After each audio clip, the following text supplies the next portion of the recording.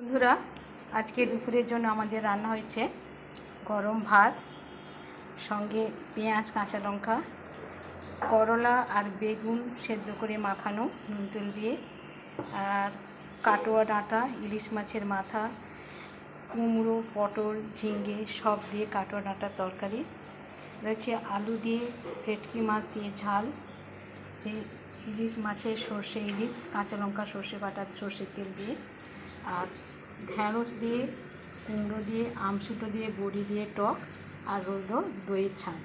তাহলে আজকে দুপুরে খাবারের জন্য রইল গরম ভাত, সঙ্গে পেঁয়াজ, কাঁচা লঙ্কা, করলা, বেগুন সেদ্ধ করে মাখানো, কাটোয়া ডাঁটা, ইলিশ মাছের মাথা, কুমড়ো, পটল, ঝিঙে দিয়ে তরকারি, আলু দিয়ে, ভেটকি মাছ দিয়ে ঝাল, ইলিশ মাছের সর্ষে ইলিশ, ঢ্যাঁড়স, কুমড়ো, আমসুটো, বড়ি দিয়ে টক, আর দইয়ের ছাঁচ। তোমরা সকলে ভালো থেকো বন্ধুরা, সকলে সুস্থ থেকো। আজকে তাহলে রাখলাম।